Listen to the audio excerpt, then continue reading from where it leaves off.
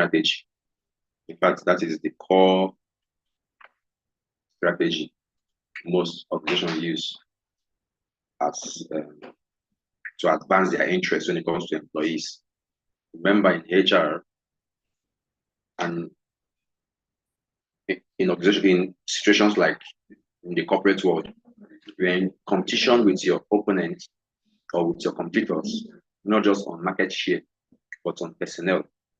Having the most qualified personnel on your team gives you an advantage and edge over your competitors. So learning objectives. We have to understand the compensation and benefits principles, develop compensation structure, analyze job roles and market data, design benefits program, manage compensation and benefits policies, implement performance-based compensation, evaluate and improve compensation benefits programs.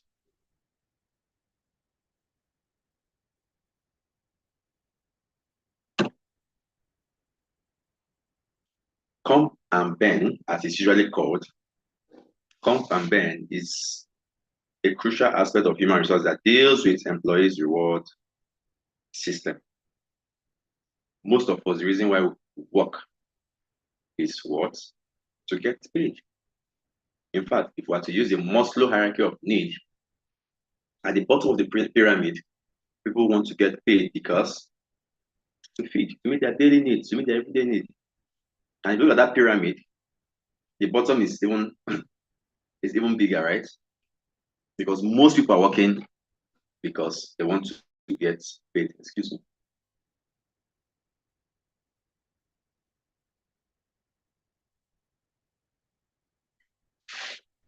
Most people work because they want to get paid. Most people work because they want to meet their daily needs.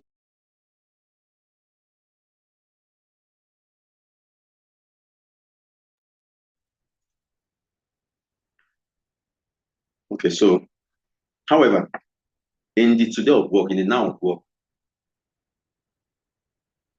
a lot of people, a lot of professionals, don't just work because they want to also get paid. They're working because of satisfaction, social class, and whatsoever reason they may have, fulfillment. So it goes beyond paycheck. So people are now using compensation and benefits as a retention strategy. It moved beyond just giving money to people to even giving day off. For instance, an organization was trying to poach me to join them just last 2 weeks. And I told them, I said, this is where I am as per financially. I don't want to talk about that because, of course, I'm not going to come in at that financial level. Let us talk about other things outside the financial. I want to work 3 times in a week only. I want to do this, I want to do that. They are now the ones say, okay, sir, we can't do 3 times a week, can we do 4 times in a week? Instead of 21 days leave, can we give you 30 days leave? Can we, they begin to put things that I'm like, okay, the conversation is getting interesting. So those are compensation and benefit strategies that organizations now use to motivate and retain staff. In fact, to even attract staff.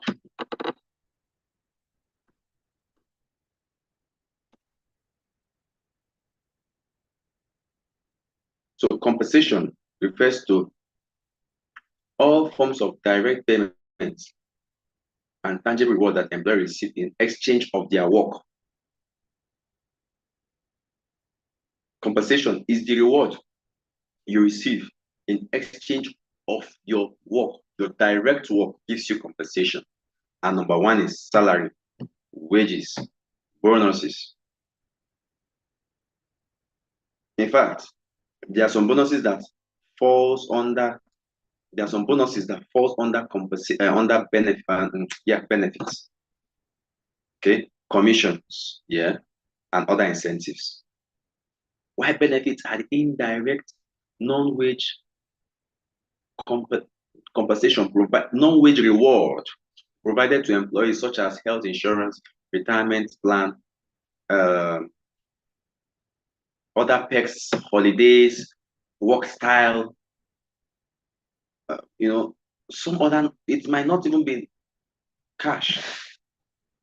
It can be cash, but it might not also be cash. Most times it's not usually cash. Benefits is advisable not to go the route of giving cash. Then you have total reward. The combination of compensation and benefits and other incentive makes what is called total reward. Total reward. There's also CTC, which is the cost to company, total cost of an employee to what to the company.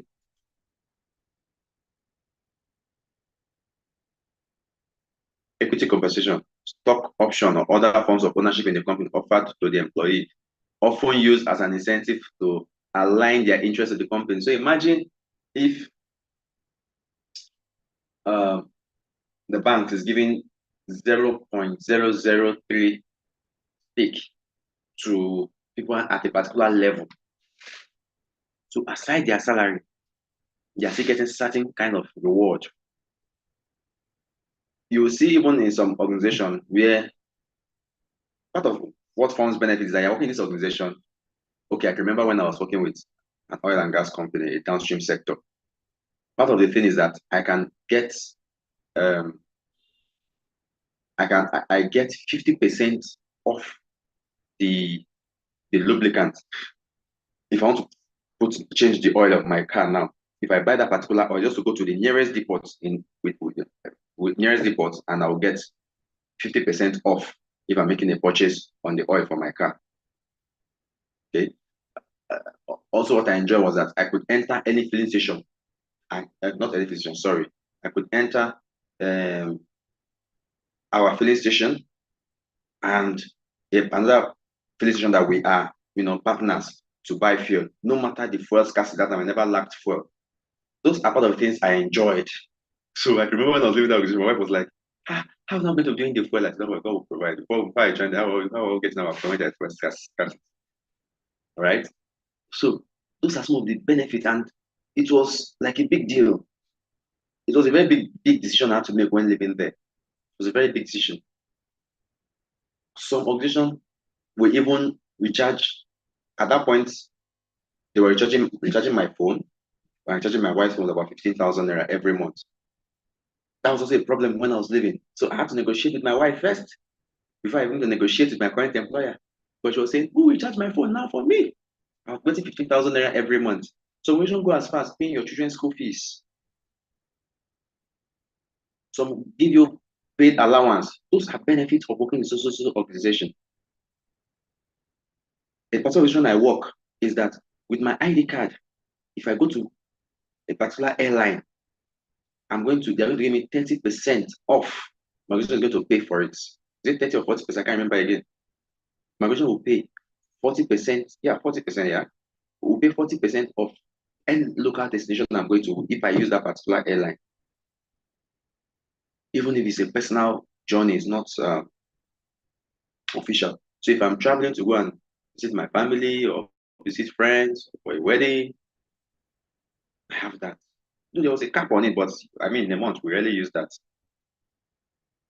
So pay structure, the hierarchy of job position and corresponding pay level within the organization designed to ensure internal equity and market competitiveness. So you have in government, for instance, you have a graduate comes in at level 8, some level 9, and some level 10, depends on this on the discipline. So I understood. In the private sector, the same thing. Most times, graduates come in as an officer. And let's say we have officer 1, 2, 3, 4. So officer 1 without an experience, officer 3, for instance, without an experience, you are getting maybe just on my head 100,000.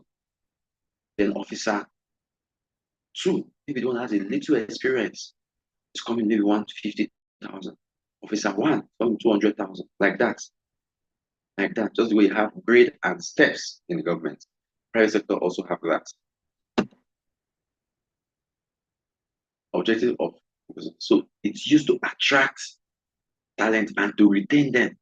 I told you about an objective that is was coaching me last week to come and join them.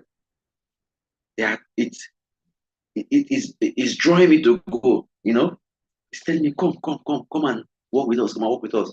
I'm now opening a conversation with my organization that, look, social organization is calling me to go, and I'm willing to go. Are you ready to match up their offer? So if you're ready to match up their offer, I will consider staying. Okay, they want to give me a vehicle, are you giving me a vehicle? They want to give me this, are you giving me that? You need to, so it's used to attract and retain talent, motivation, and performance. Whether we like it or yes, money and is one of the ways that used to motivate people. I'll give you an example. If you're in the blue collar sector or junior workers, drivers, men, messenger, all those they're like cleaners, it's money. Why some other ones can be, for instance, instead of adding, I won't make sure the figure, a particular amount of money in my salary, above 100 or 200,000, let me work from home, maybe twice in a month, in a week rather.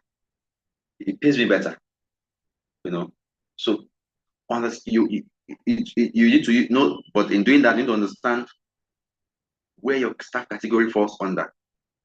So, commission and benefit brings equity because people are paid commensurate to the level they come in. Then legal compliance, of course, the labor law states it very clearly that you have to, pay people commensurate to their money and have such structure.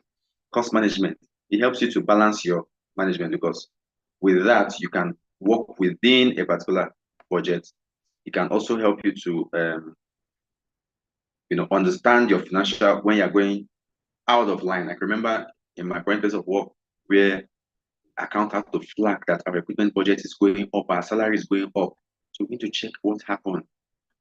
We saw that some particular recruitment was done out of the structure. So we can't look for a way to correct that. So it brings about employee satisfaction as well.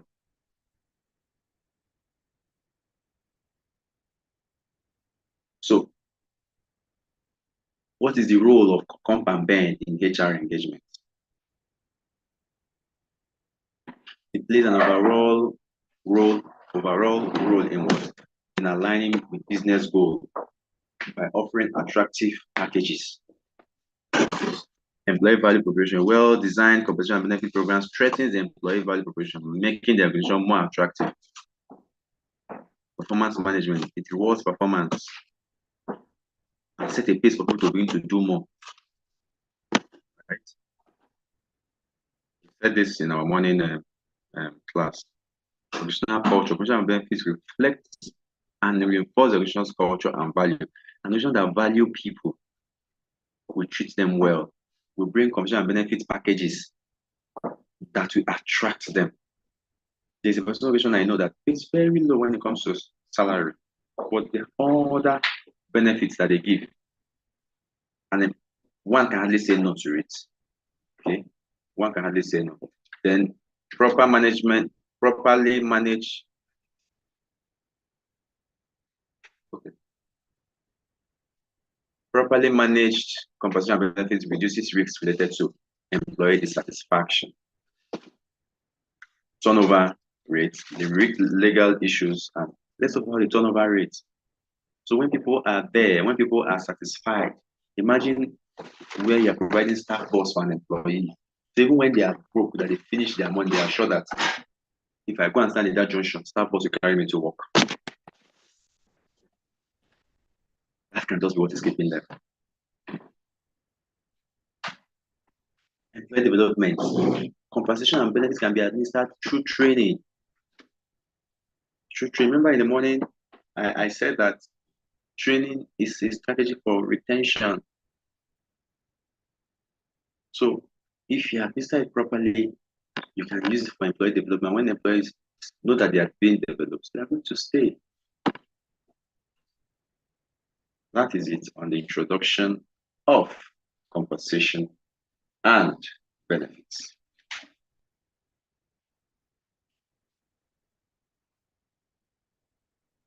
Next module. This class will not take time.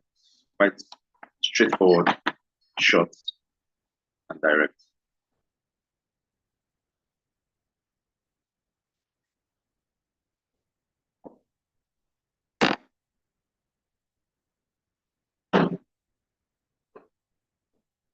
A well-designed compensation structure is essential for attracting and retaining talent. True or yes? If you agree, let me see your yes in the comment section. If you don't agree, you can say no. A well-designed compensation structure is essential for attracting, retaining, and motivating employees. True or yes? If it's true, you tell me. If it's yes, you tell me. It encompasses the various components of pay and benefits of an organization and is typically developed to ensure fairness, equity, and competitiveness in the market. Okay, yes, yes. All right. Okay, okay.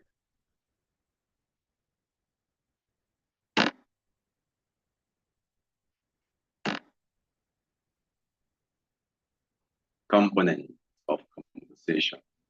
You have the base pay, variable pay, and normal. So base pay is a fixed amount of money an employee receives, usually as a salary or hourly wage. It provides financial stability and predictability to the employee. That means by job, role, experience, and education, market rates.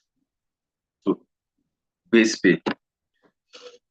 How many of us are conversant with components of normal salary? So we have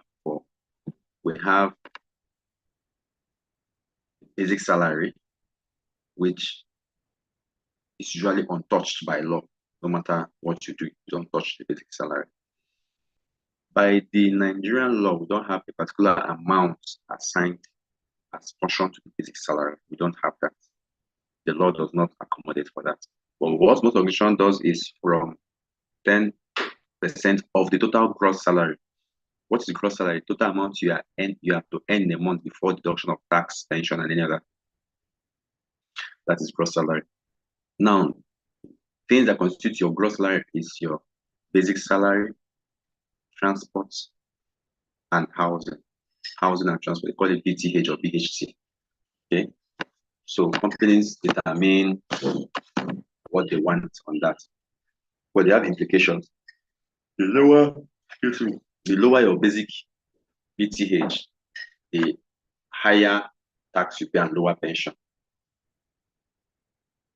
The lower your BTH, basic housing and transport, the higher tax you pay and the lower pension you pay.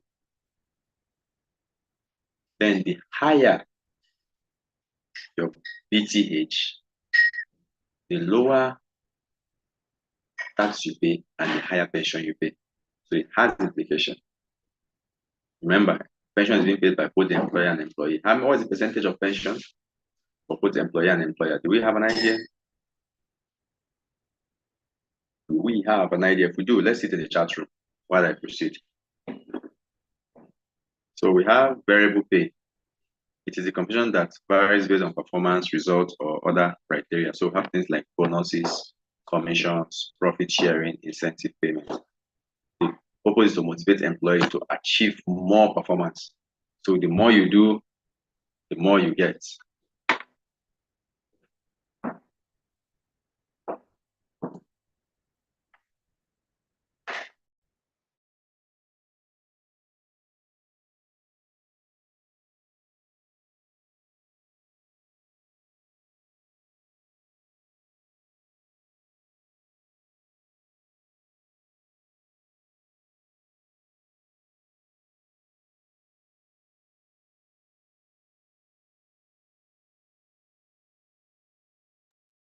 Okay, so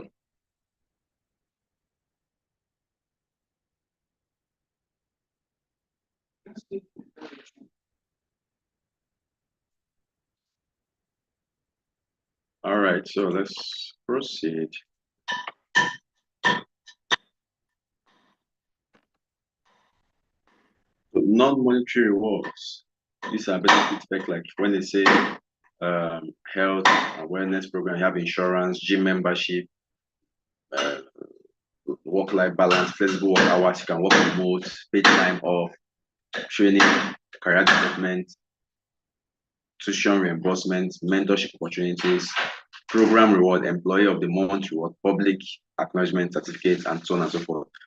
Having a car picking you up, having staff boss, and so many other forms of recognition which are non-monetary rewards.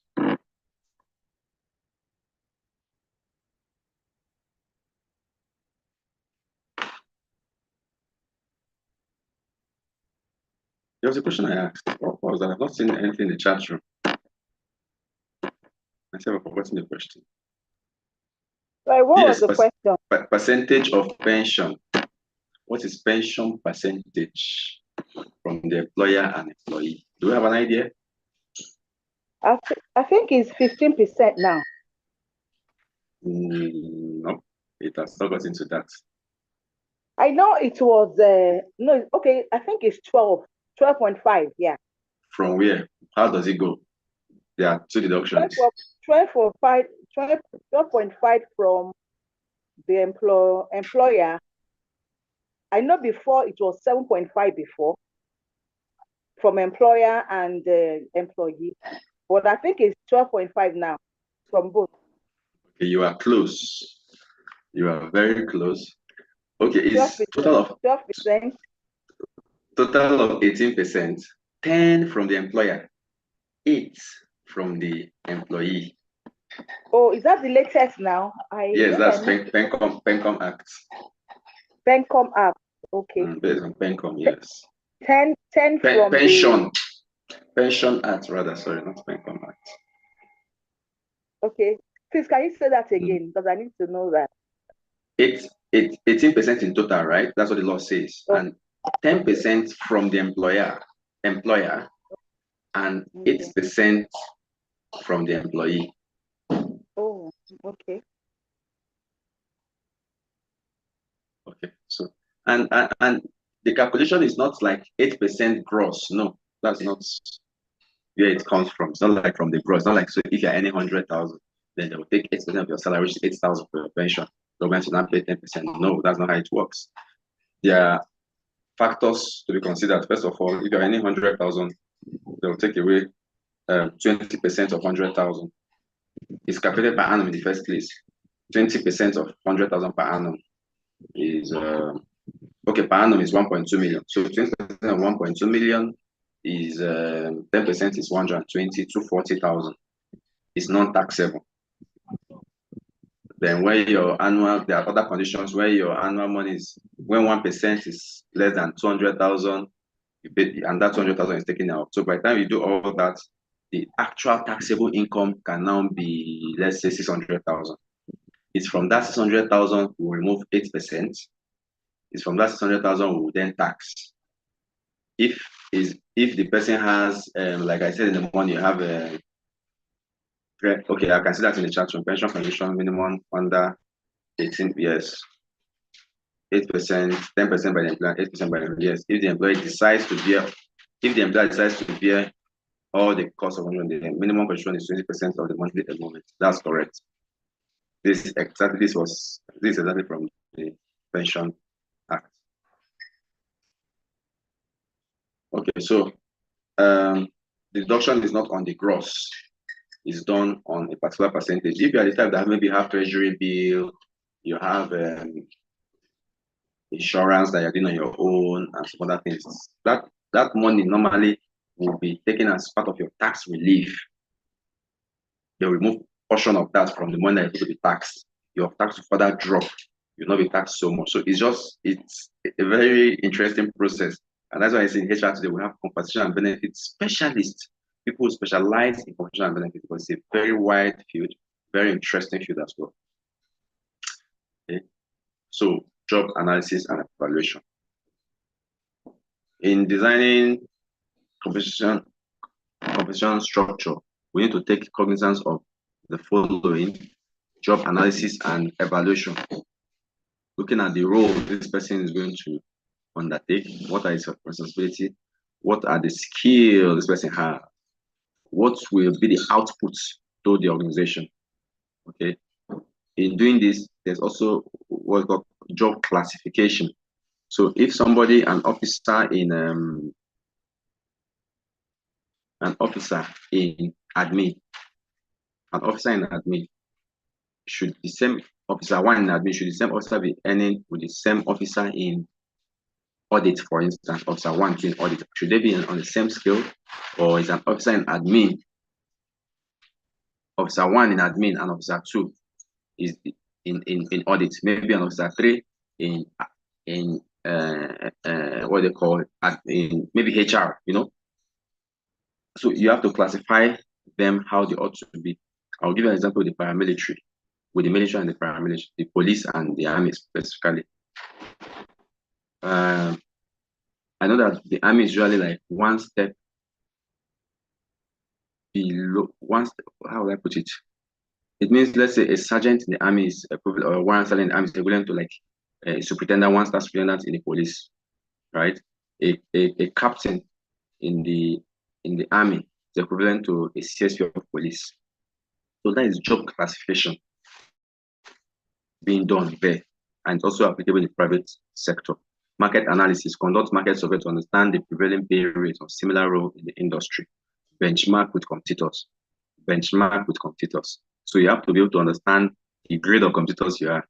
You don't want, if people are at the grade A level of the market and you are the grade D, so because of grade A is paying amount, you have to go and pay that amount, forgetting that they have the capability, they have the manpower, they have the machines, they have the space, they have the production, technical know-how, and all that. And you go and pay such for your overhead costs, you just run down. So this is part of things that HR should be at the forefront of when talking about pay structure. Pay grade and range, develop a pay grade and group similar jobs under based on their value and establish pay range. So this is just like the job classification that was explained above. Pay policies, define the pay policies regarding salary increment. How many times the salary being increased, promotion and bonuses. I know Dangote, when the first issue of fuel came, they quickly increased salary, and when it moved again, they couldn't increase salary again. They had to wait till their cycle of increasing salary gets got to, but what some organizations like ours did, what I advise them to that we should wait. We can bring things to cushion the effect, but wait. So when we saw the direction to which government is going, that okay, government have ended at 600 and something, we won't use 700 as full price for our benchmark. And that was the basis that we should increase in salary. The lowest got about 10% on gross. So you establish pay policy, have base when you pay, what you pay at various points in time. Okay, establish guideline for performance-based pay and how it ties to individual optional performance. So if you're increasing salary, let us see how the new salary increment translates into benefits to the organization. Legal compliance, ensure the compensation structure complies with all relevant labor laws. Regular review and update all this. Okay.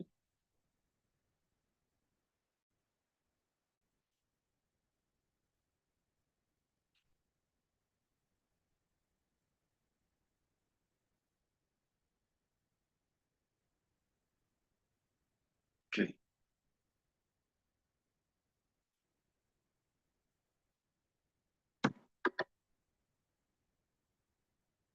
Strategic goal, align compensation strategies with organizational strategic goals.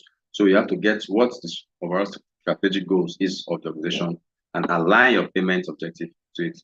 For example, if innovation is a strategic goal, include reward for creative contributions. So remember, benefits talks about monetary and non-monetary. So R&I, reward and recognition, falls under benefits. R&R, reward and recognition, falls under benefits. So include such in a way of rewarding staff. For instance, an organization I'm doing a little consultancy for, I told them when we are doing part of this is that they have high safety related issues. So the objective of the quarter is safety first and safety in all.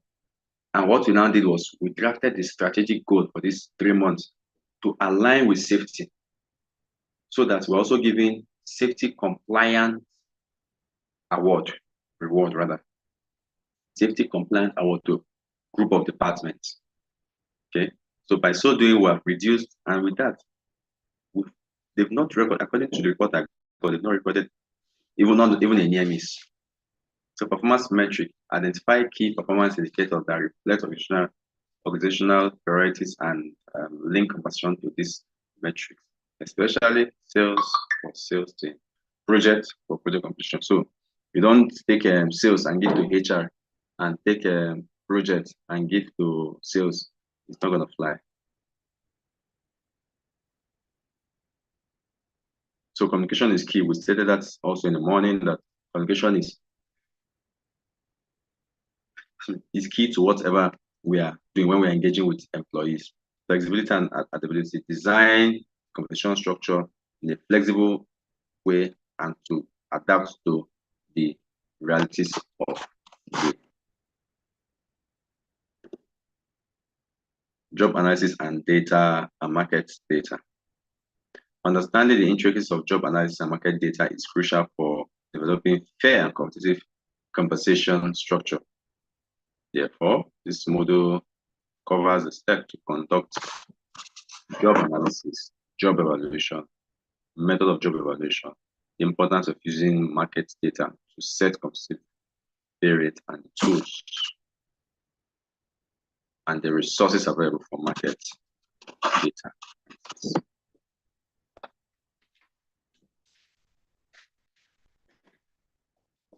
Okay, so talking about job analysis. Job analysis. What is actually job analysis? Is a systemic, is a defined method of studying a job to determine its duties, importance, qualification, and responsibility needed to perform it. The information is essential for creating job description, setting performance standard, determining approach and compensation level. You have to analyze job. I don't know whether where I was teaching, whether it's today or somewhere where we say before you set out treatment, you have to perform a job analysis, get a job order for it. After you perform job analysis, get a job order, get it approved before you begin to advertise, right? So what are the steps? What are the steps? Preparation. Define the purpose and scope of job analysis. What do you want to achieve? What do you want to achieve? That is defining the purpose. The next is data collection. Gather information through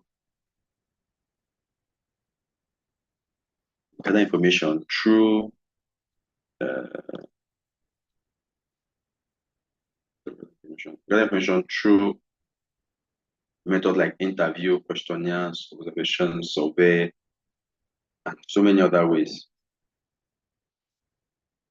Then data review. Analyze the collected data to identify the key duties, responsibility, and job requirements. Of course, document. Document is very important. It's also part of the quality management system you should adopt.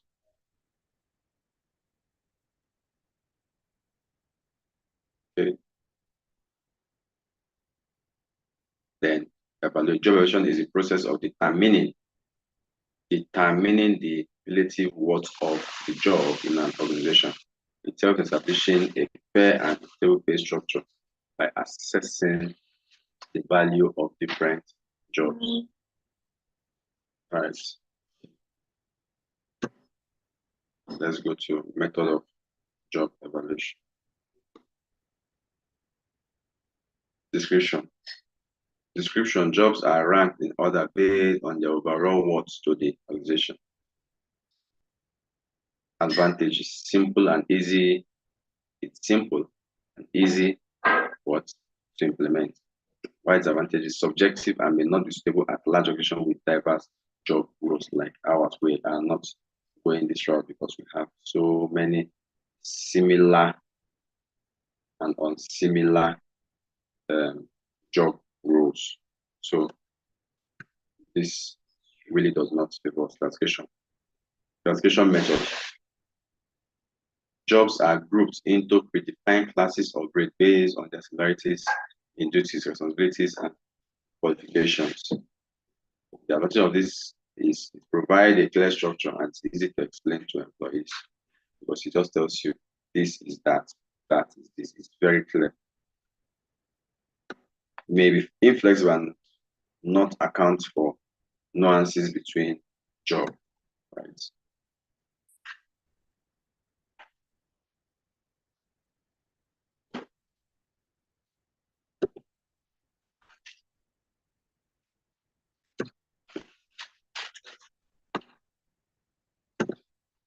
Okay, using market data to set competitive pay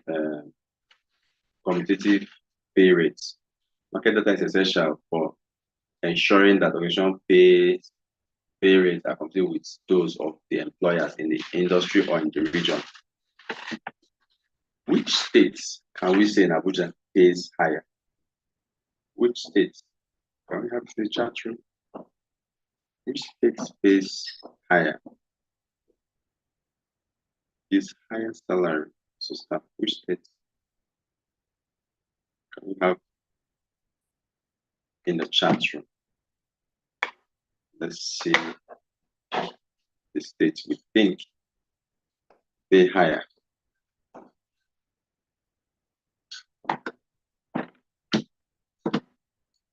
In terms of salary, that they pay very high.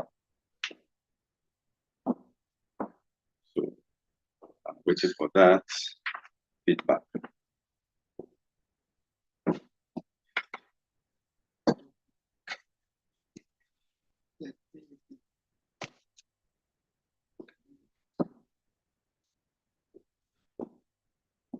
You can unmute your, okay, so someone have dropped. Lagos State. Okay. So we have Lagos State. I agree with that actually. Lagos pays higher. Abuja don't pay as much as Lagos. In fact, some states in Port Harcourt, some companies in Port Harcourt even pay very higher with the equivalent in Abuja here. So I would say Lagos, Cross River, Rivers and Abuja. All right, thank you, Mr. Emmanuel.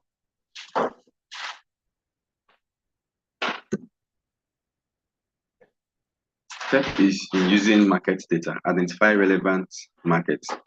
Identify relevant market, determine the appropriate label.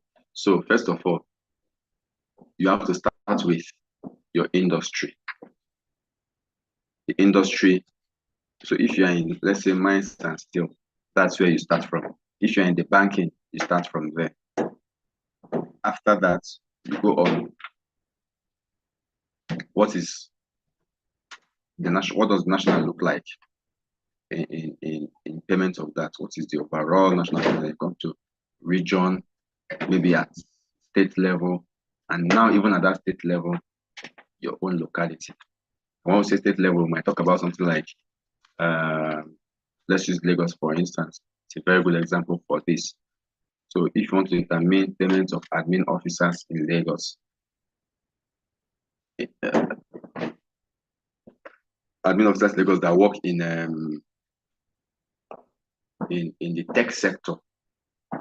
So first of all, get the tech sector, get the admin officers there, okay. And you come when you come to Lagos. Now Lagos is divided into broadly two aspects. Lagos is and Lagos, okay, which is mainland and island. Okay, so the pay of an admin officer in mainland, of course, we know that it's different from an admin officer in the mainland. So you identify the data that is very relevant to you. Then gather market data, gather data from salary surveys, industry reports, and benchmarking studies. Like there's one I'm currently doing organization, we're trying to look at industry benchmarks across, analyze the data using what tool can we use to analyze data? Yeah. What tool can we use to analyze such?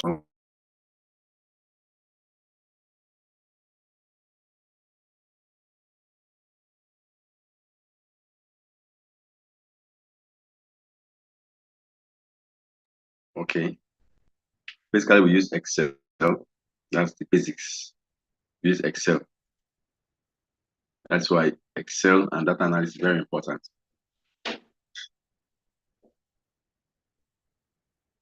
Set pay rate, adjust the organization's pay rate. Okay, after you compare organization's current pay rate with market rate to identify the gaps and discrepancy, then you adjust your salary to fit into the market rate where you are capable.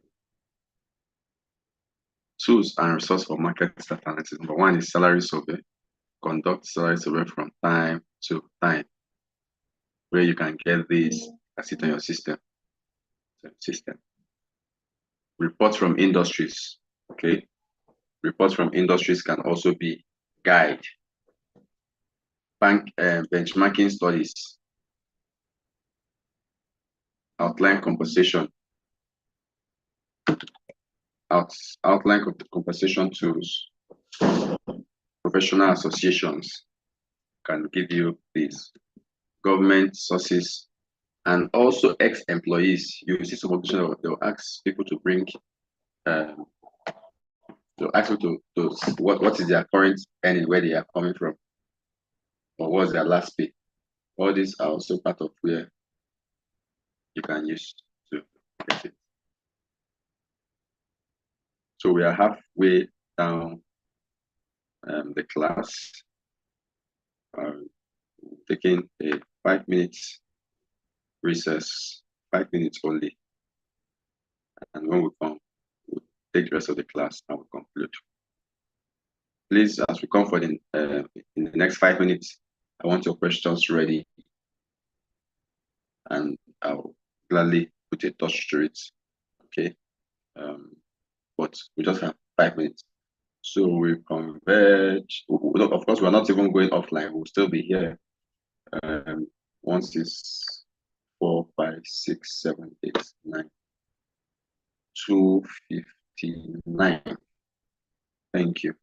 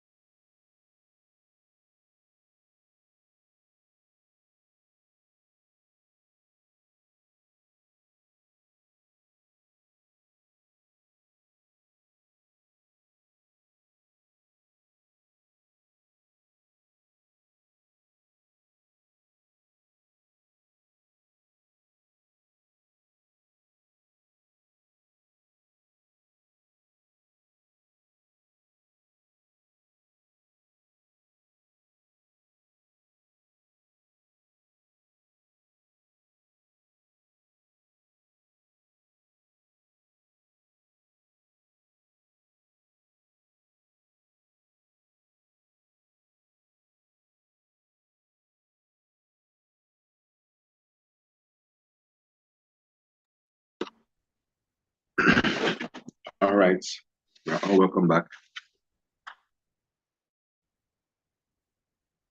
from our brief recess.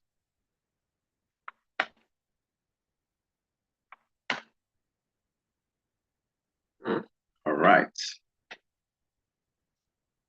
So we are in module 4. We are gradually coming to an end of today's class. We have just few other modules to go.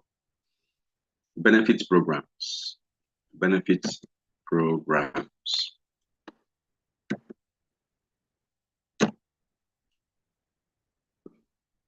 A well-designed benefits program is crucial for attracting talent. If you have listened to our slides from... Hello, please. Yes. Hello, doctor. Yes. The screen is not well aligned. Some of the projections are not being well projected. From the edge, from the beginning, some parts, like what I'm seeing now is off program. The other part is off. Then from the screen, I'm seeing, I don't know if it's aligned or what. So I think you need to probably situate it.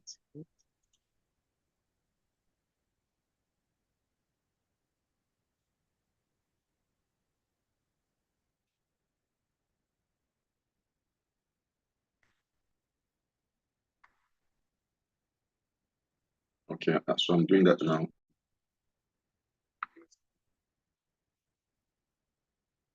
Is it better?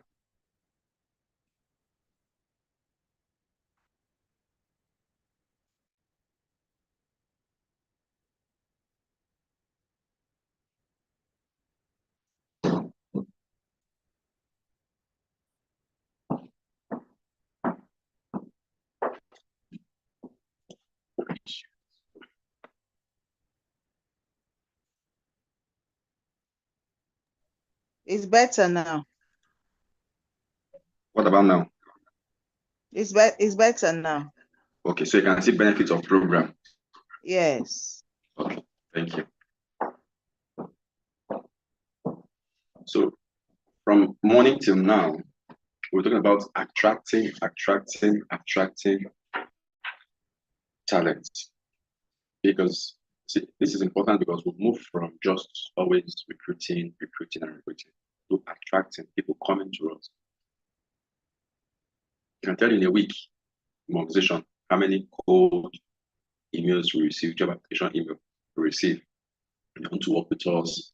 They see what we are doing. We're big brands, all those kind of stuff. What have we done? It's because maybe I've worked on our compensation and benefits.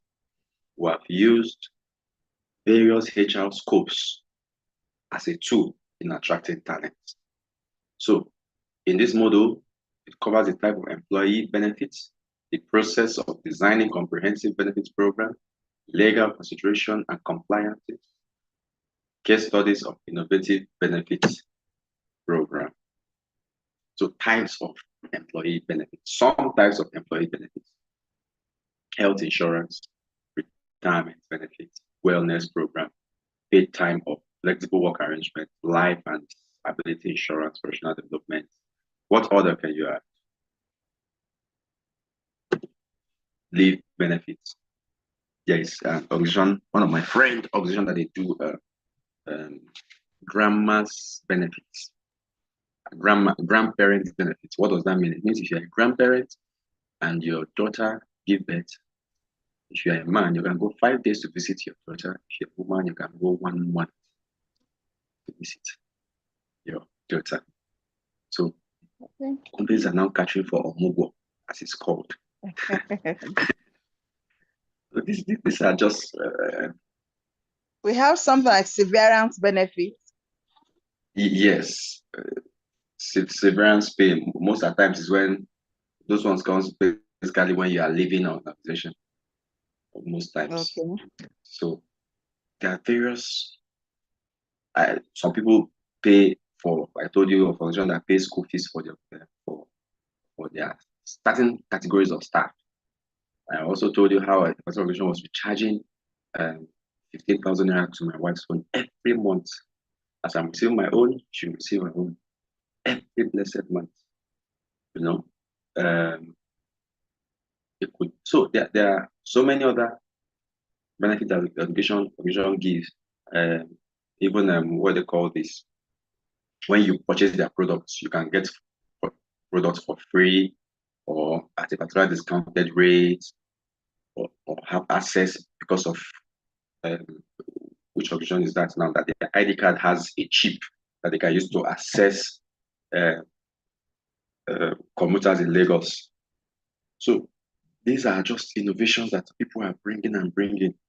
Before now, when you talk about work from home, people are like, "What's that? What's the meaning of that?" So someone will be in the house and be working. But today, it's part of what we negotiate with people. Like, I don't come to work on Fridays.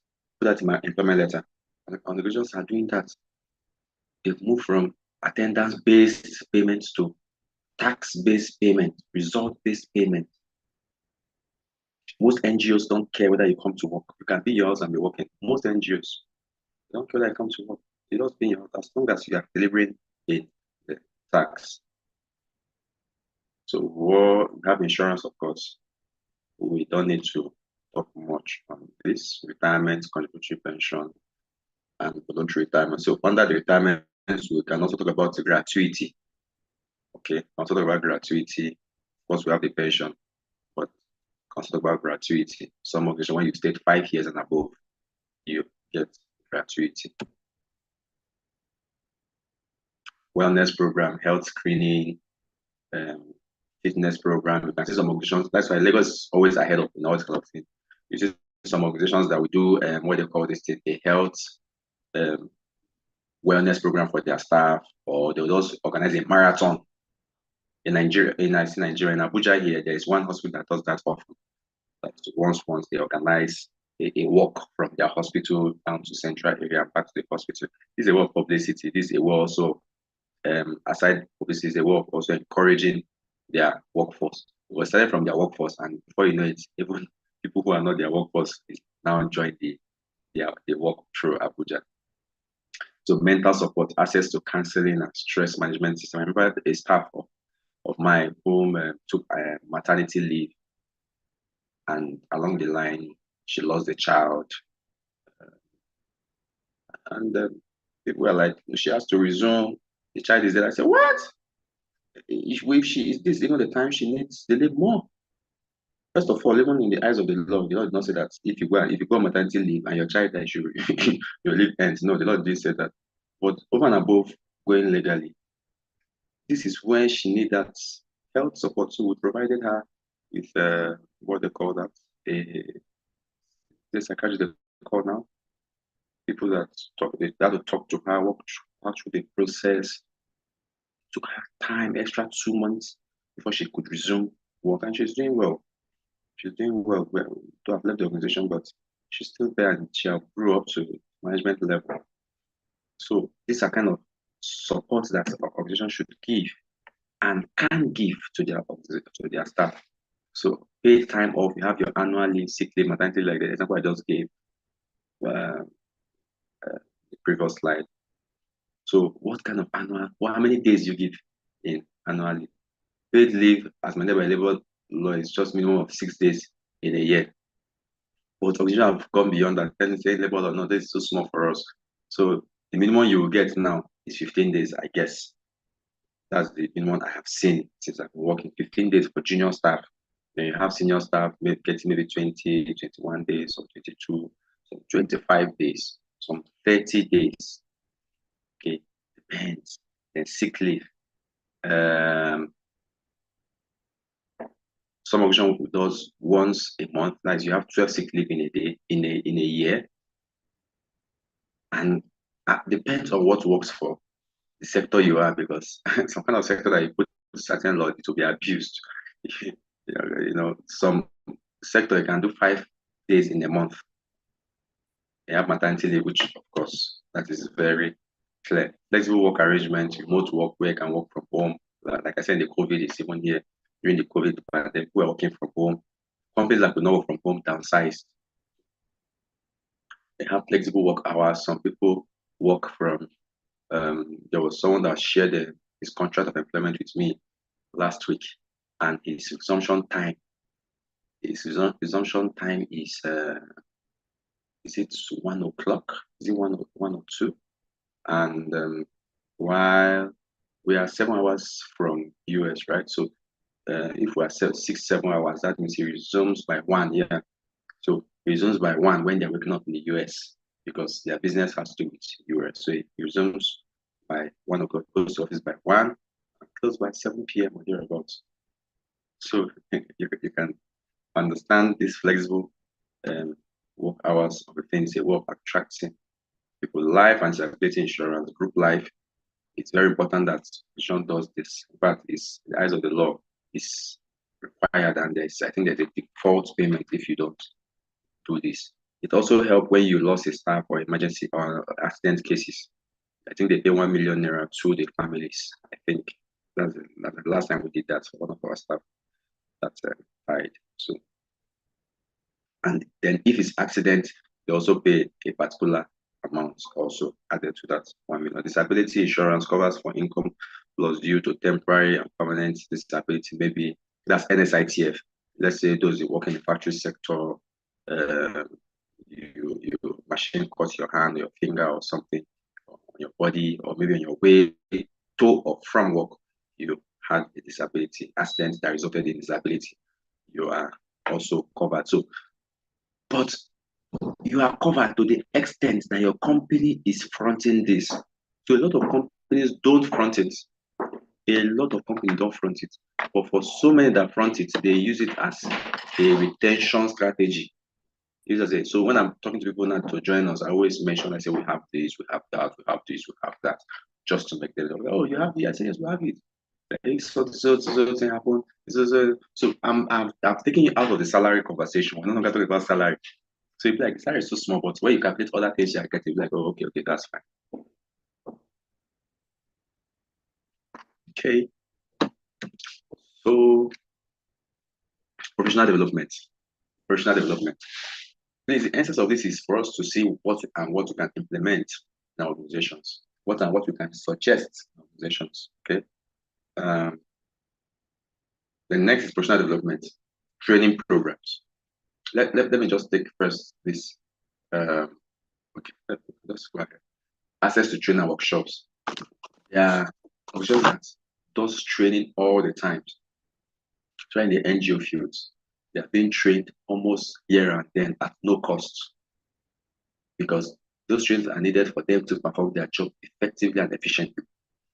Of course, the training comes with a cost to the company, but at no cost most times for the transport from the house to the venue to the employee. So it comes at zero cost, but the knowledge, I mean, is surely very big and very valued. Okay, so this could be one of the reasons why people can decide to stay in your organization. You do periodic trainings, get people from outside, start from inside, get managers, because all of the work of your managers is that they should be able to train. Once someone gets to a supervisory level, they should be able to train other people. Put it on PPT, on PowerPoint slide. Call them and administer the training. Then periodically you get people external to come and train. Then reimbursement. When people do a particular course or a particular thing, you reimburse them. In some organizations, when you renew your driver's license as a driver, when you renew your driver's license, after 6 months, you can go and claim your reimbursement from the organization. For some professional certificates, if you do maybe your Korean, you do your ACON, you do your ICANN, and so many other ones, your HR certification, what happens? You get your reimbursement. Some, if you even do a course like any course at all, that's like this one you're doing now, provisions will reimburse you. There's one of my former colleagues that took this course with this our institute, and she got reimbursement from the organization. So it's also a policy that one can look at. Okay, 5% of the staff annual basic or annual gross goes into training, and it's entitled to that every year. So go and register, and we'll pay for you. It's a retention strategy. Designing comprehensive benefits program. In doing this, you have to assess employee needs, know what they want. How do you know what they want? Conduct a survey, sit with them, speak with them, understand their points, have engagement with them regularly. Don't just stay in the office and just assume that they want this. You might be administering wrongly, wasting effort and resources. The next thing is what? Benchmark against competitors. Look for organizations that are in the same industry, the same locality. Do what they are doing. Pay what they are paying. Right? If not even the same thing, but at least something very, very close to it. Develop a benefit strategy, align benefits program with organizations, goals, and we've said this before. If you are talking about, we give the example of innovation. So give to the most innovative staff, give to the most safety conscious staff. If safety is if it's production, highest production, if the staff that produce more material or produce more goods in the line of production. Choose benefits providers. Who will be the benefits? Is it going to be internal? So who are the stakeholders in this benefit? Is it going to be administered by the HR, by the finance, or by external persons? So if you are going to outsource it, know the organization that is going to outsource it. If it's wellness, know the organization. If it's HMO, research about them. So staff can get what they deserve. Communicate the benefits program. Communication is key. Communicate the benefits program to the staff. Right? Then monitor and evaluate. Anything you are doing, ensure that periodically you evaluate your work. Periodically you evaluate your work to see that it's in line with the objective. See, because there's what is called the spirit and the latter. The spirit is the intention to which maybe a policy is formed. The latter is the interpretation that we're going to give to it. Once there's a disconnect there, your objective is lost. The spirit is lost. So always monitor and evaluate to ensure that the spirit and what is called the latter are in tandem at all times. And part of why you have to also just add it to that, part of also why you need to monitor is to look at whether the trend is still the same, whether the trend has changed. And you get this from feedback, from behavioral pattern, and from other results. So legal compliances to compensation and benefits. We have the NHIS Act, we have the Pension Reform Act, we have the Labor Act, we have the Employee Compensation Act 2010, we have the Group Life, we have the Discrimination Act, and so on and so forth. Case study, innovative benefits program in Nigeria.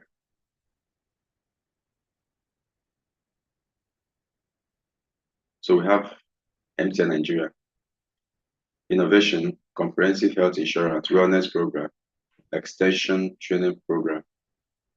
So look at the outcome.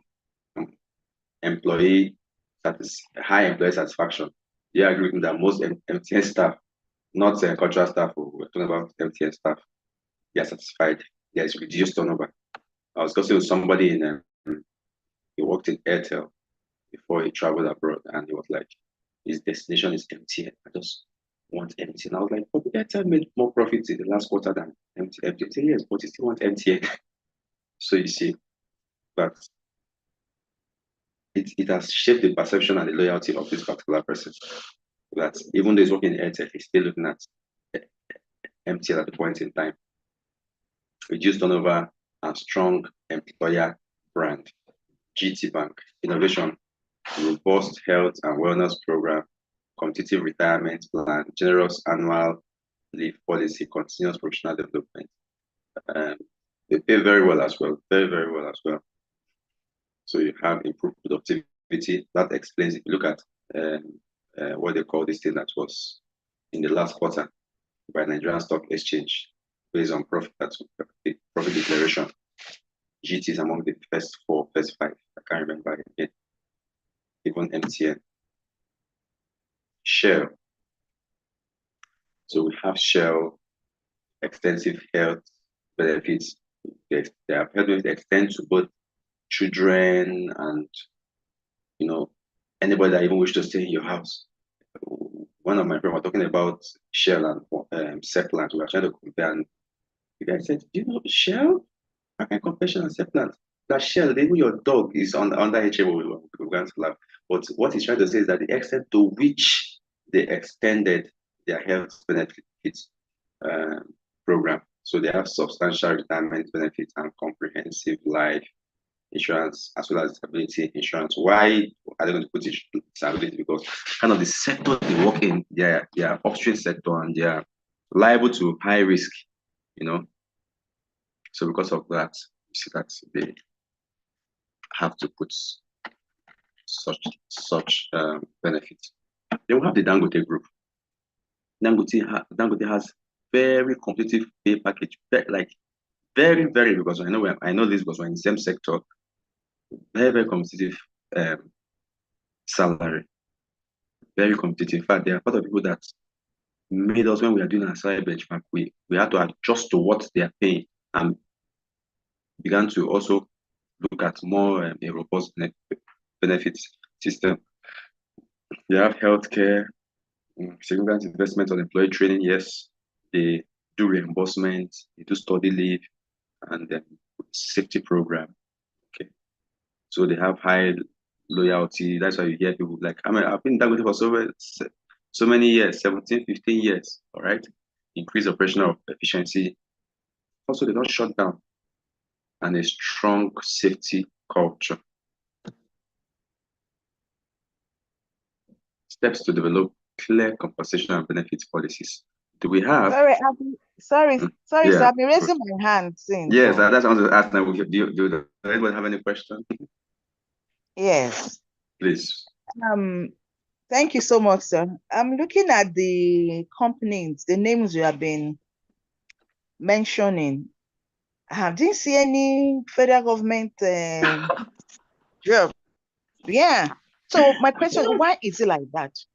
Is it that civil service cannot be professionalized in such a way that people are paid so well, or why do we have what we have now? Because I believe they can actually pay better in some countries. Like okay, let me use India for example. When you say you are working in a civil as a public servant, you are envied because you pay so well. So why is the way it is in the country? I just want to know. Okay, thank you. Luckily, my organization is the second highest employers of India in Nigeria. In fact, expatriate as a whole in Nigeria after Dangote. As at the time, Dangote had 500 and something expatriates. We had 400 and something. It was followed by Seplant. Seplant had the third. Okay, so I'm saying this because I'm saying that in fact, my own company is a FDI, foreign direct investment, by an Indian. So we interact very well. What you said is not wrong, very correct. But the difference is that over there, why do you think they are coming here? Because first of all, there are no jobs there. There are more government jobs in India than compared to Nigeria. One. Number two, they are what they call value-based pay. Most of their government people are driven by performance, just like most private organizations here. Most of our government institutions they can't declare profits. They can't. They are not profit driven. So I'm part of the school of thought that until we should monetize this if that is the word to use, these ministries to ensure that they are paying themselves. The revenue they are generating is what they're using to pay themselves. So if you're a minister, nothing for, in fact, no salary from federal government, nobody will pay you till after maybe 3 months, you start generating money. Then you be the one to begin to pay yourself. Until you get to that level, only few agencies can actually claim that they are paying themselves. And why are they actually paying themselves? Because there are agencies that you can almost not do anything without them. Maybe FIRS, what's their name? CAC, all those kind of agencies, because every day people are registering company. So it's even on their own, they don't to market. But something that government institution that needs to market to get revenue, are they really ready to market? So that's why you might not see government, not, first of all, these are PLCs, but let's even remove the PLC at the behind it. Most government organizations what they're generating cannot even pay them enough. And that's why many of them are least paid. You go to Ministry of, my friend that told me last 2 years or last year that I should go to work in, what is it called? Ministry of Employment or something like that. She was being paid, we did masters together, she's being paid 65 or 70,000. I was like, oh, how are you going to survive that? How are you going to survive that? A level 8, step 1 or thereabout, level 8 or 9 officer in uh, NIPOS receiving about 87,000 naira. How? How? So, but a thing like something like NIPOS should be able to even have, what is the postmaster doing? Postmaster general doing? What is the initiative he has brought? But when you look at these organizations, they are bringing initiatives because they know that without that they can't survive. MTN, among all the telecommunication, for instance, in strategy, they pay the highest in strategy. In highest. In fact, there was a post that somebody was talking about. I was traveling by air, and they were talking about it by just my seat partners. I was just eardropping, but it was a very interesting post. I was tempted to comment, but I couldn't. There was a time MTN just posted on Twitter, "Hello Airtel, how are you?" and tagged Airtel.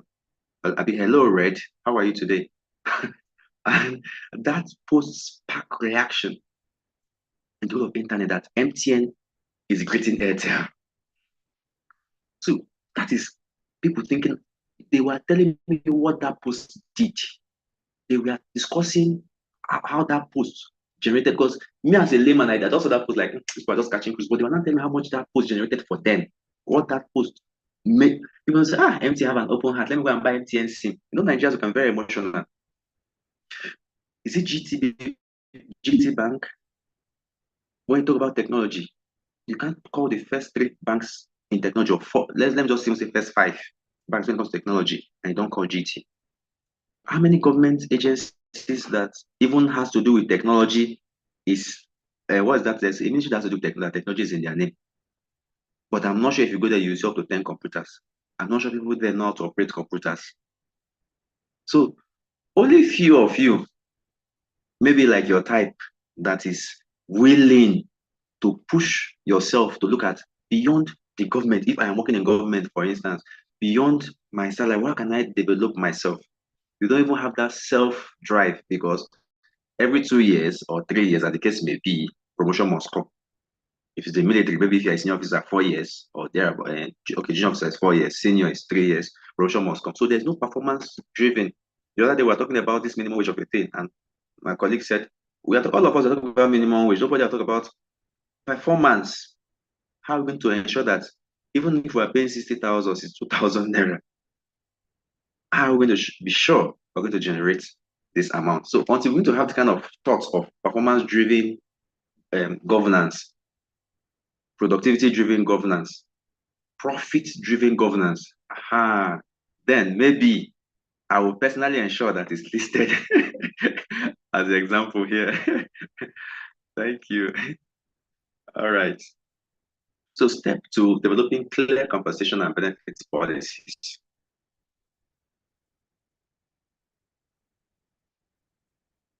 Thank you, Mr. Damlola. I can see you. also attending this class this afternoon. So, step to developing clear compensation and benefits policies. We have the following.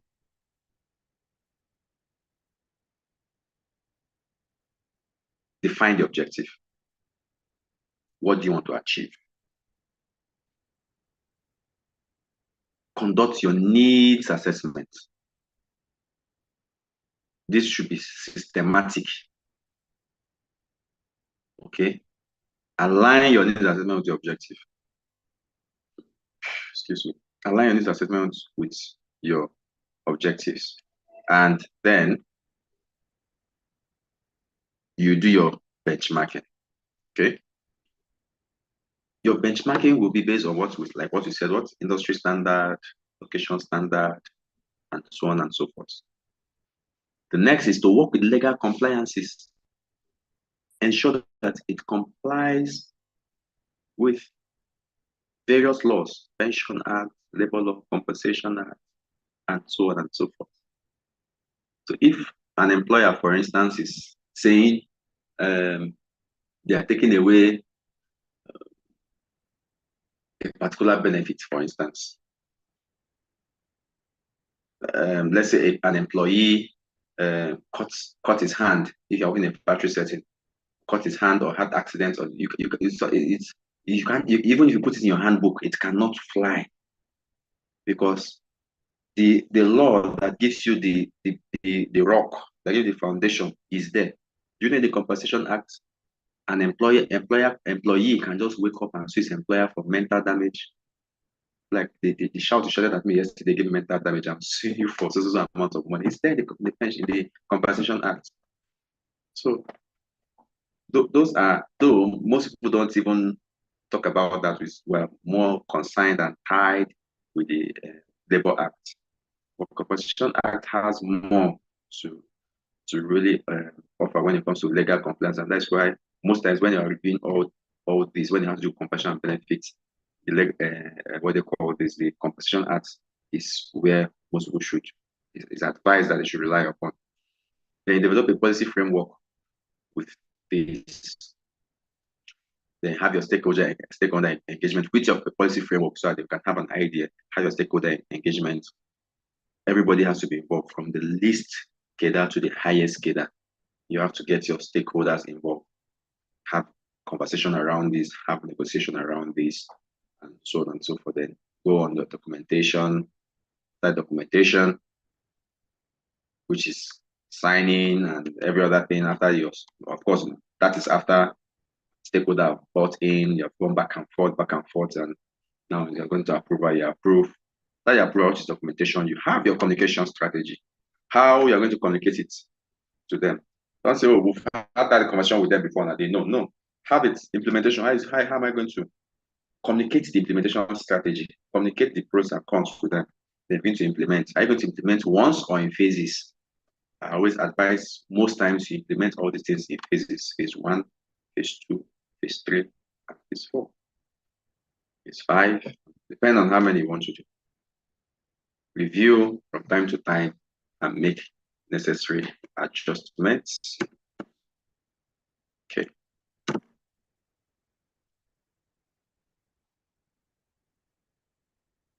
So again, just to refresh your memory, that these are procedures, and under the procedures, we now have the processes.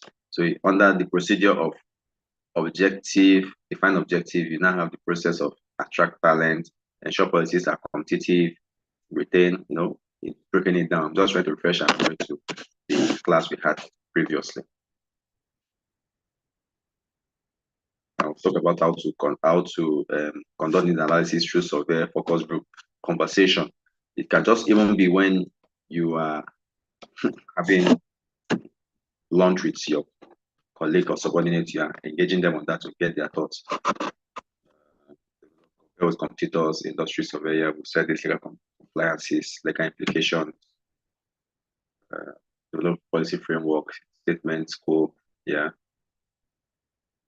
Remember, even if you are developing this as a compensation policy, it must align with how you develop your other policies, like we said.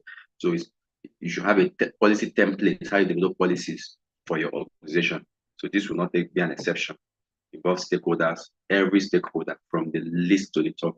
Needless to mention their names here. So every stakeholder, depending on how big your organization is, where it's to be, you can involve the union. Okay, union is also very, very important. If you are worked in with union, you not. In fact, union in some places determine how many percentage you should do for increasing staff salary.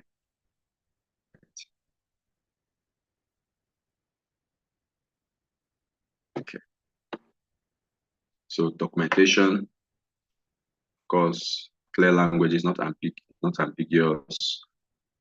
Signing completion strategy, implementation, training orientation, feedback mechanism, and whistleblowing when the policy is going out of line. Implementation, who is to do what, who are the stakeholders that will do what, okay? Then review and adjustments, monitoring and evaluation, and adjustments where need be. I think we are in our last module, if I am correct.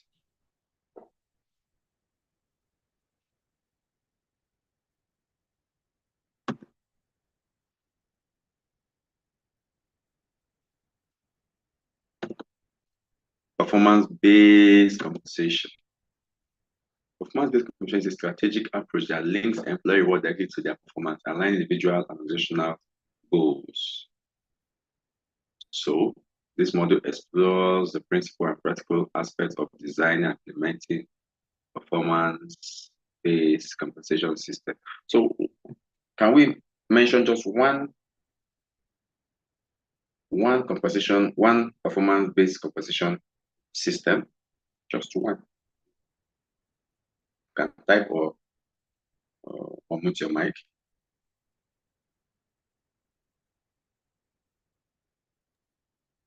Just accelerated promotion. Accelerated promotion. Accelerated promotion. Okay. Or double promotion. That's one way to look at it. Yes, that's one way to look at it. Reward, productivity reward or something. Productivity reward, yes, exactly. So that's a very clear example that is tied to and with accelerated promotion. When someone have done something like, oh, this person is so good, this person did this, what he has not, oh, okay, give him 2 steps for that, or 2 grades up. So for productivity reward, this person is the highest one person who produced this, is the highest person who produced that. Okay, thank you. Understanding the foundation principles of performance management is crucial for designing effective performance-based compensation system. Key principles: set a goal. So they need to be goal.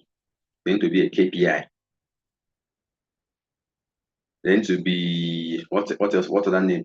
Maybe JD. They need to be KRA. They need to be aim. They need to be objective. And these objectives should be achievable. There should be a time to achieve that. It should be measurable as well. Okay. So the next is what? Feedback. That to be feedback system. As you are progressing, you don't have to wait till, like what you said earlier, you don't have to wait till when it's appraiser. You need to say, you didn't do this last 3 months, you didn't do that last 4 months. No. As the work is going on, you are giving feedback immediately. Okay. In my place of work, there's something we introduced. Weekly briefing. So in that weekly briefing, we expect that we'll get feedback of what has happened last week. We'll get feedback of what has happened the previous week.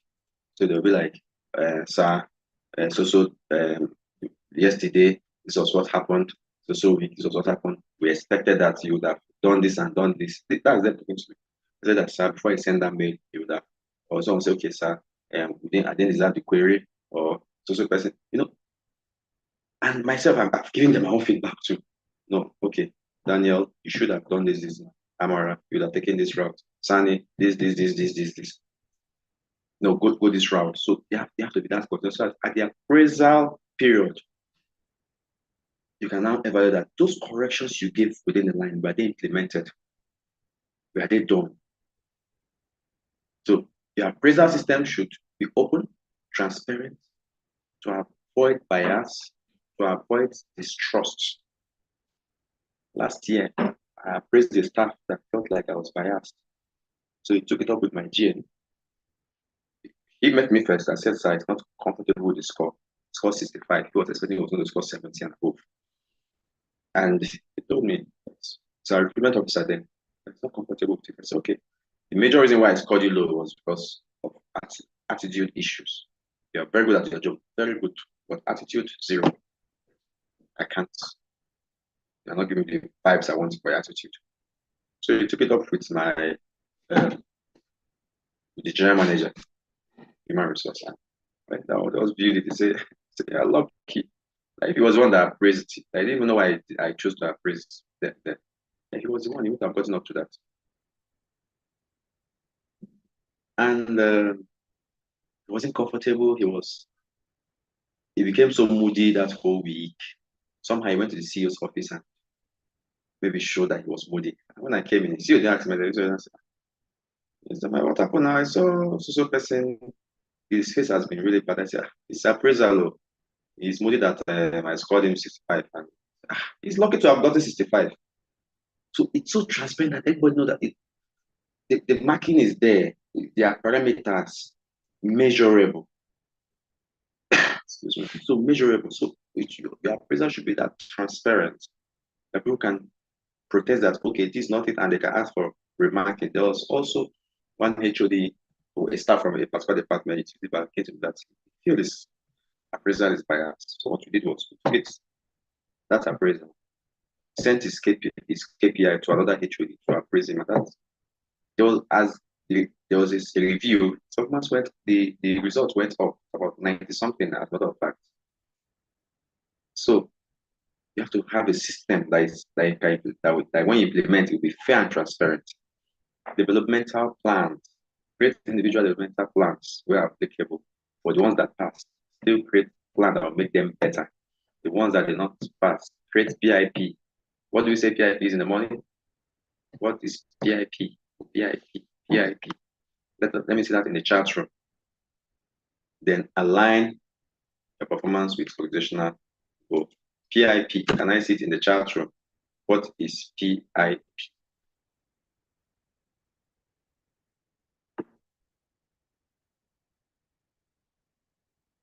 Designing an effective performance-based system involves the general critical step: performance criteria, designing clear and objective criteria for measuring performance, compensation structure, develop a structure that differentiates reward based on performance levels.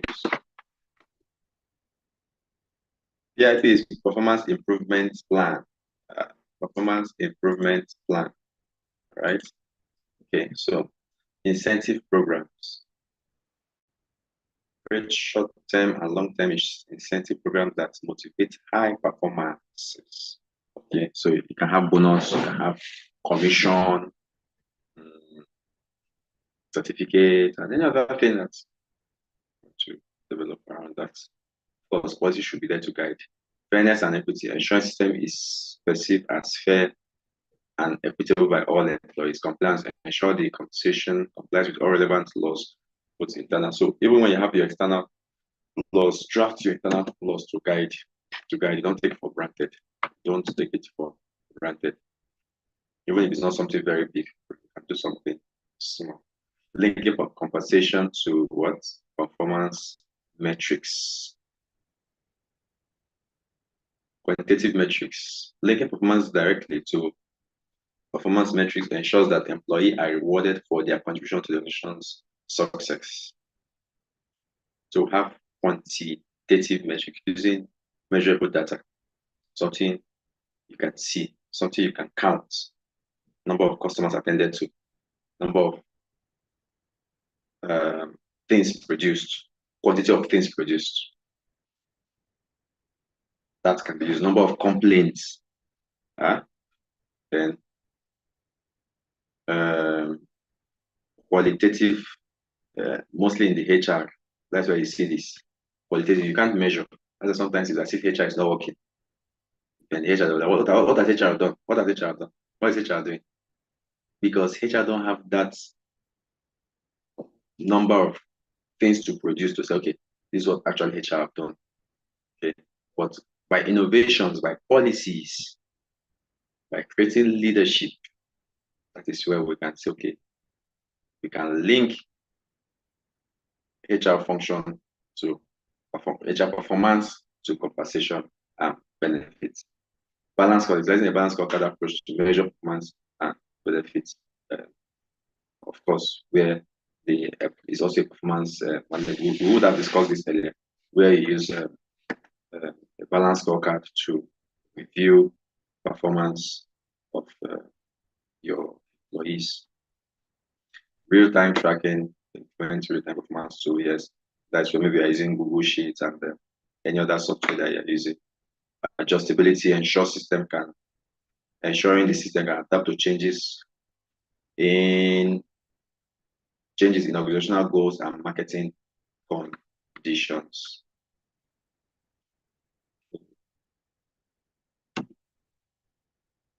So this is of course.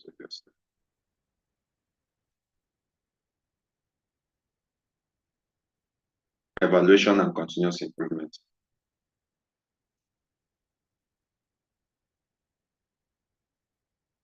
So, Mr. Emmanuel, do you evaluate your staff? Do you evaluate your staff?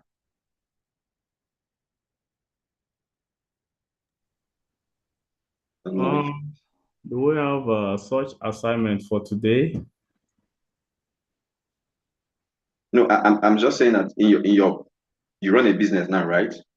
Yes. So is there a way you evaluate your staff? In just 1 minute, can you tell us how you evaluate your staff, if you do? Yes, I actually do that like quarterly. Okay. Yes, and usually I have a manager who manages the company at the moment, because I am into a few other things.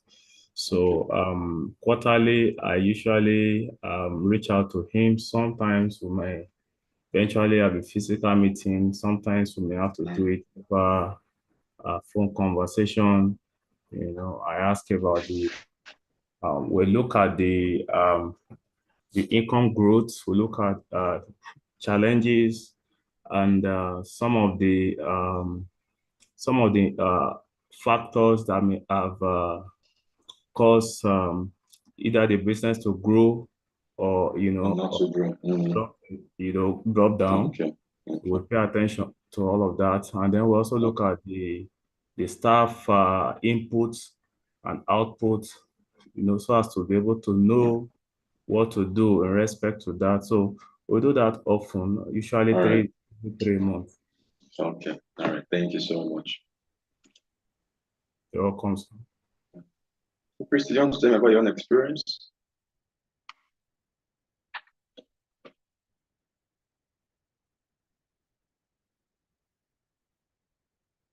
Are you there?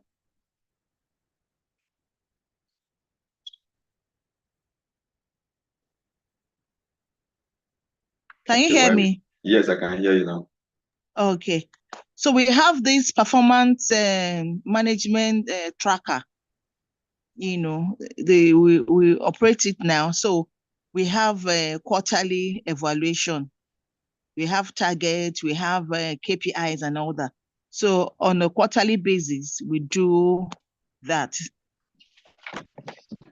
Wait.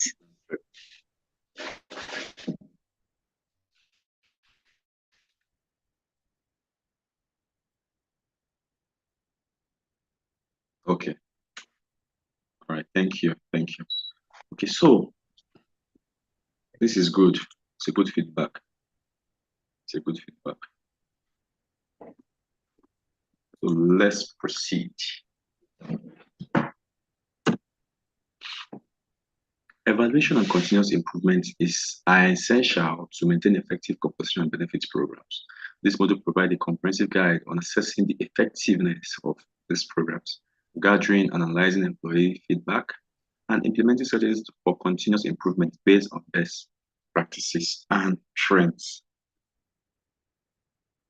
Where can we say best practices are determined?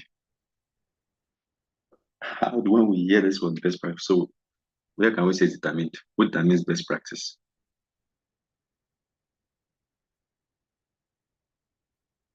Any idea?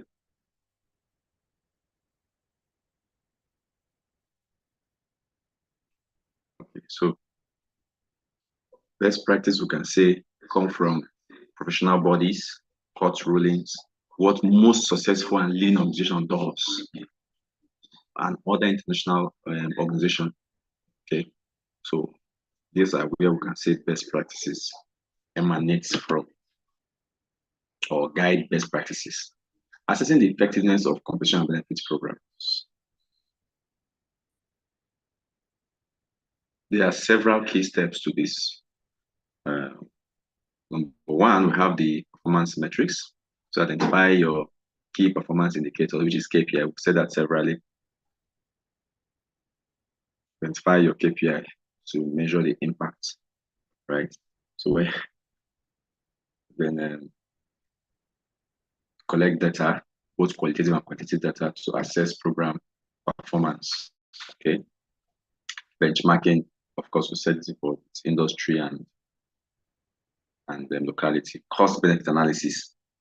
Yes, CBA, it's financial impact and return on investment of your compensation and benefits program.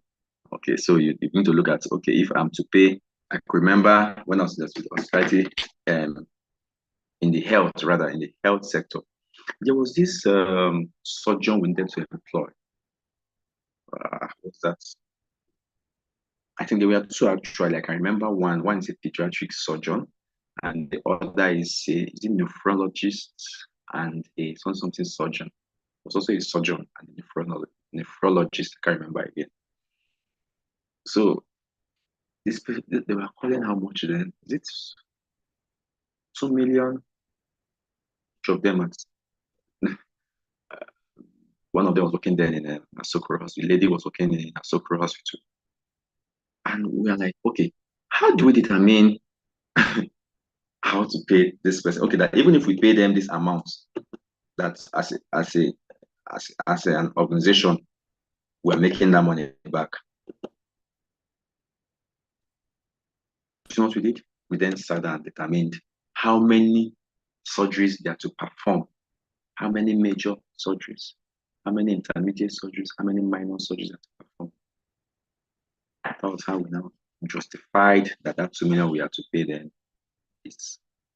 So we have to be sure that we're getting our return on investment on that. So that's just a typical example. Compliance review ensure program meets all legal and regulatory requirements. As HR, you must ensure that as long as you're on that seat, and maybe even after you leave, you put things in place that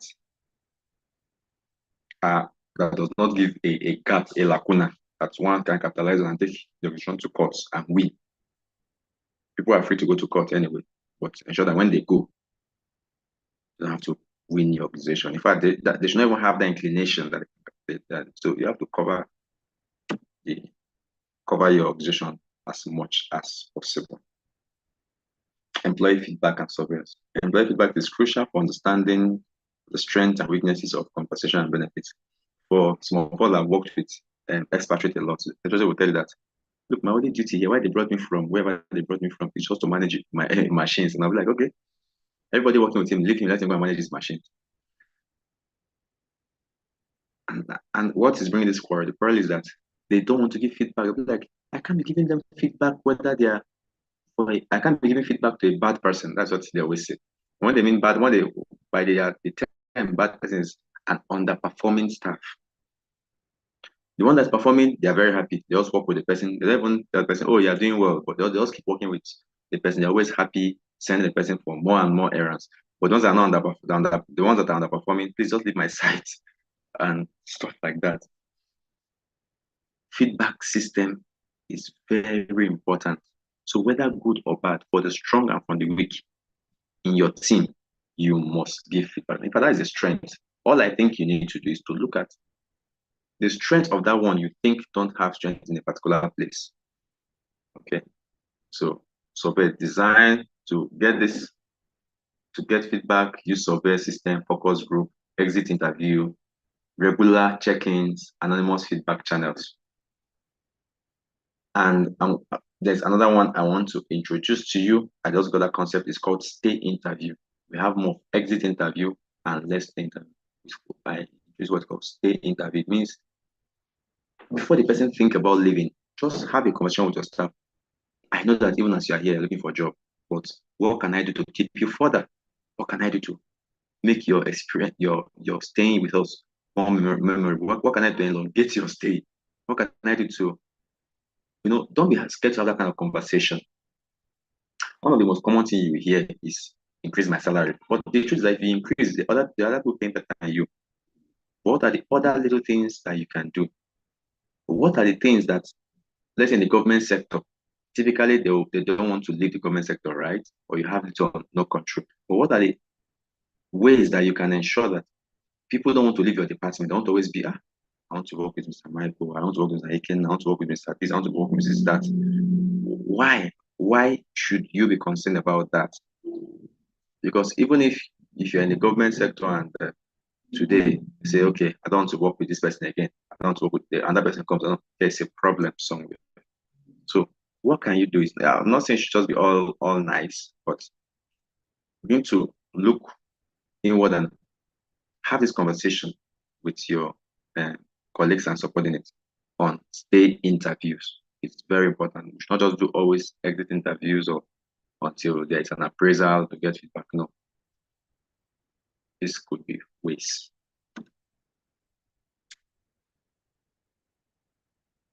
Continuous review ensures that compensation and benefits program remains relevant and effective. Key strategies include regular review.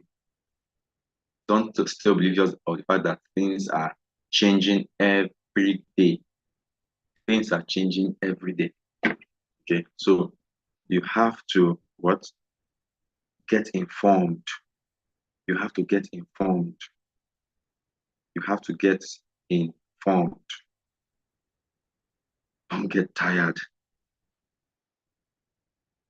of being informed.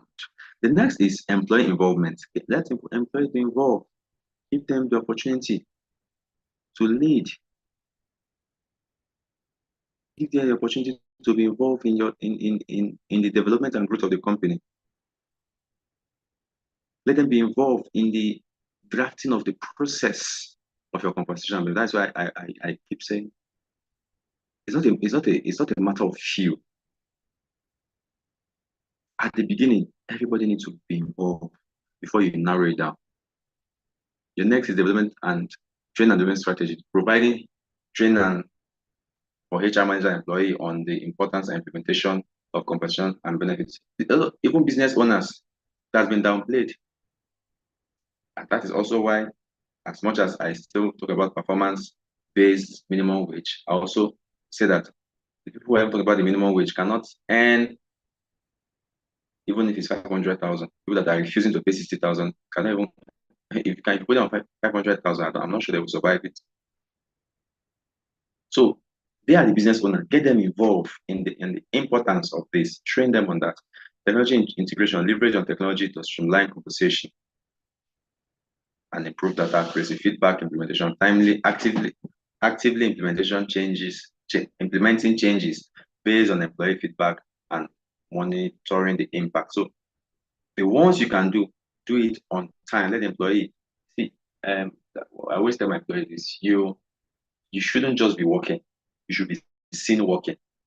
So if employees are giving you what they expect, the ones you can do, you should do it. They should see you doing it immediately. The ones you can do, you should have that communication back to them that at this time we can't do it for this and that reason. Compensation and benefits and key takeaway. in all this, we've said a summary, talk about the strategic importance, talk about the legal compliance, clear policies, performance-based system, continuous evaluation, and adapting to trends. And talk about implementation plan, how to implement regular updates, continuous learning, employee-centric approach where we evolve, be flexible, and be innovative. Look at long-term perspective. Thank you so much for joining us on today's class. We're going to be meeting again tomorrow, all things being equal. I don't know if anybody have any question, anybody have anything to contribute, observation. We'll be glad to hear. So that in the absence of any other question, observation, we'll have no choice but to call it a day. I think I'm seeing something. Okay, thank you. Thank you, Christy. Thank you, I'm grateful. Thank you. Thank you, Manuel. Thank you. So anticipate tomorrow's class is going to be very interesting.